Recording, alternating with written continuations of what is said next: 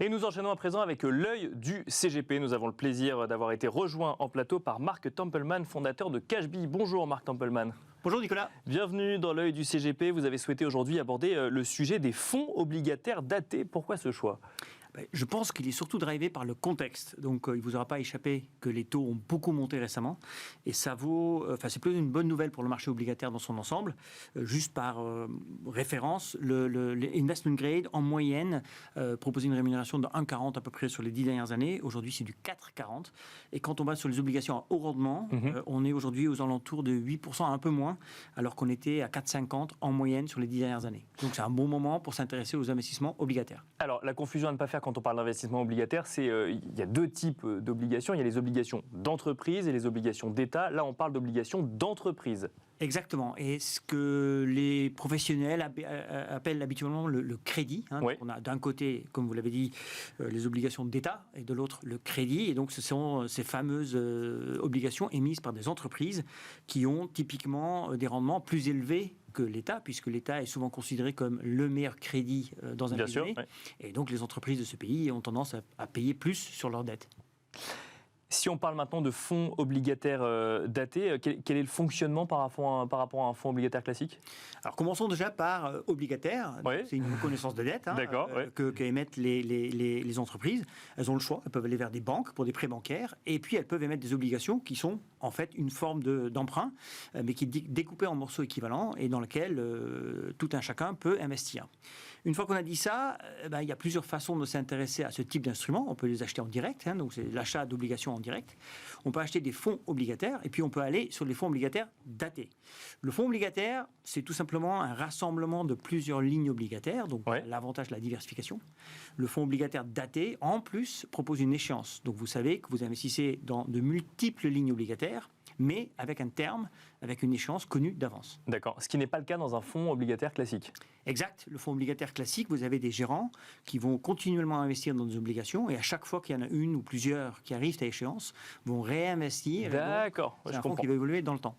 Et alors, si on rentre maintenant un petit peu dans le fonctionnement du fonds obligataire daté, donc il y a cette échéance, ça on l'a bien compris. Est-ce que ça veut dire qu'on achète un certain nombre d'obligations à un instant T et qu'on attend tranquillement l'échéance des obligations en question ? Alors d'abord, c'est pas vous qui achetez les obligations. C'est l'autre avantage du fonds obligataire, c'est que c'est des experts qui gèrent cela pour vous.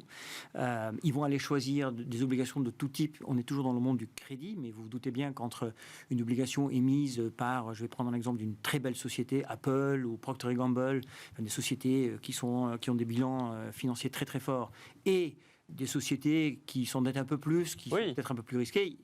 D'ailleurs, il y a des notations sur le crédit des entreprises. Vous soulevez un très très bon point. Donc pour s'y retrouver, on a des notations, des systèmes un peu alambiqués avec des lettres. Donc AAA, ça veut dire qu'il y a très très très très peu de risque de défaut.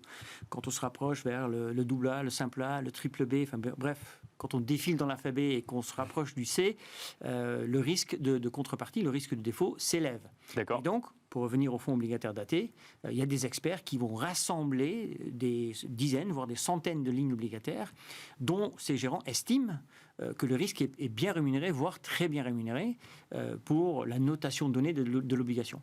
Et sauf que ces gérants, contrairement à un fonds obligataire classique, vont dire dans 5 ans, dans 10 ans, c'est la fin du fonds qu'on a monté. C'est ça le fonctionnement. Exactement. Vous savez d'avance que si vous achetez un fonds obligataire daté, qu'en 2027, 2029, 2031, vous serez remboursé et que d'ici là, vous allez obtenir la rémunération donnée collectivement par toutes les obligations au sein du portefeuille, sauf défaut.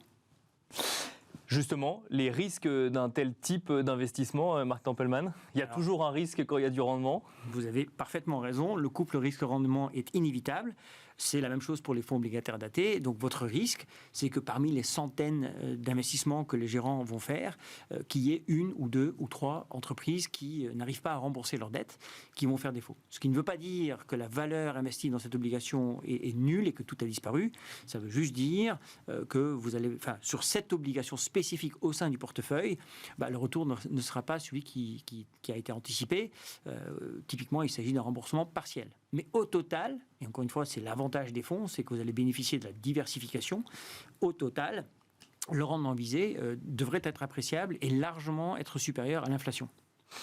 On finira là-dessus. Merci beaucoup Marc Tempelman de nous avoir accompagnés dans l'œil du CGP. Je rappelle que vous êtes le fondateur de Cashbee. Merci beaucoup. Merci. Et quant à nous, on se retrouve très vite sur Bismart.